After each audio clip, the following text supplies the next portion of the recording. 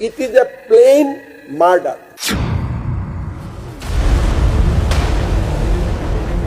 কল্পনাবিহীন কেইটামান শব্দ অসমীয়াৰ কল্পনাৰো অগোচৰ এই বাক্য জুবিন গাৰ্গকো জানো কোনোবাই কেতিয়াবা হত্যা কৰিব পাৰে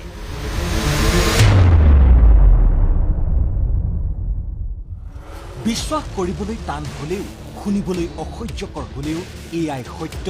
এয়াই শুদ্ধ এয়াই বাস্তৱ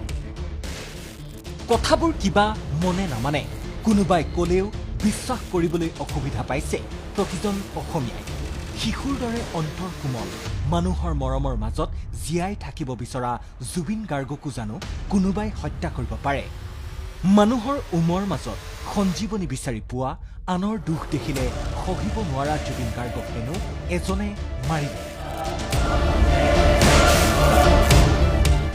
আৰু বাকী চাৰিজনে হেনো সেই হত্যাকাণ্ডত সহায় কৰিছে উফ কি ভয়ানক চক্ৰ আৰক্ষীৰ তদন্তত ওলাইছে কোভিডৰ আগৰে পৰা হেনো জুবিন গাৰ্গ টাৰ্গেটত আছিল একাংশ কাৰণবোৰ হেনো অৰ্থনৈতিক ইমান এখন লেতেৰা পৃথিৱী নিকৃষ্ট ষড়যন্ত্ৰ প্ৰাণৰ শিল্পীজনৰ পিছফালে চলি আছিল কোনো অসমীয়াই জুবিন গাৰ্গৰ ঘনিষ্ঠসকলে উমানকেই নাপালেনে কিন্তু কথাবোৰ যদি মিছা হলহেঁতেন মুখ্যমন্ত্ৰীয়ে জানো সদনত মুকলিকৈ ৰাজহুৱা কৰিলেহেঁতেন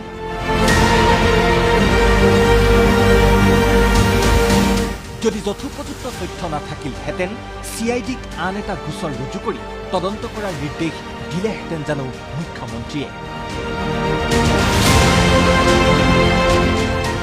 অসম বিধানসভাৰ শীতকালীন অধিৱেশনৰ প্ৰথম দিনটোতেই ৰাজ্যবাসীয়ে শুনিলে কেতিয়াও শুনিবলৈ নিবিচৰা সেই কথাবোৰ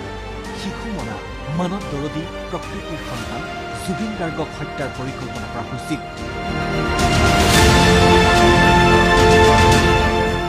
বিগত 8 বছৰ ধৰি চলি আছিল এক বিশেষ পৰিকল্পনা The story begin from before COVID. আজি লাষ্ট 8 বছৰৰ পৰা এটা ডাঙৰ ষ্টৰী চলি আছে তাৰ প্ৰমাণ আমাৰ লগত আছে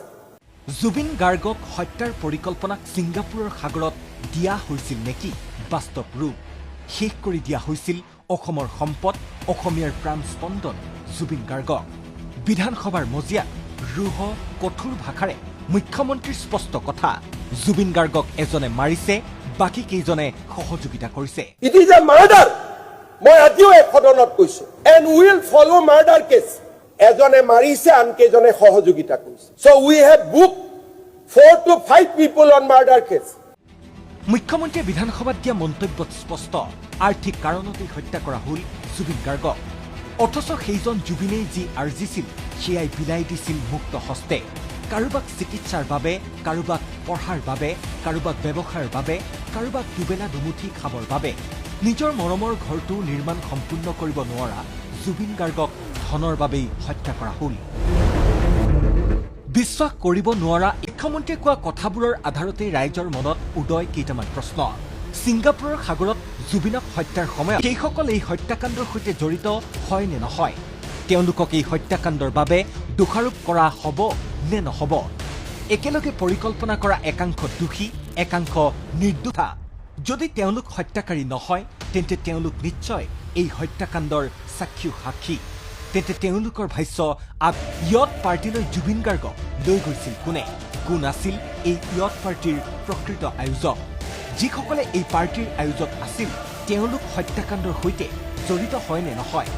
কোভিডৰ পূৰ্বৰে পৰা চলি থকা হত্যাৰ পৰিকল্পনাত আৰু কোন জড়িত আছিল সেই সকলো তদন্তৰ আওতালৈ আহিবনে গ্ৰেপ্তাৰ হ'বনে এই পৰিকল্পনাক বাস্তৱ ৰূপ দিয়া আন সকল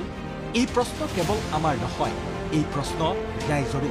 জুবিন গাৰ্গৰ হত্যাৰ প্ৰসংগত মুখ্যমন্ত্ৰীৰ দাবী we want justice for Zubeen Garg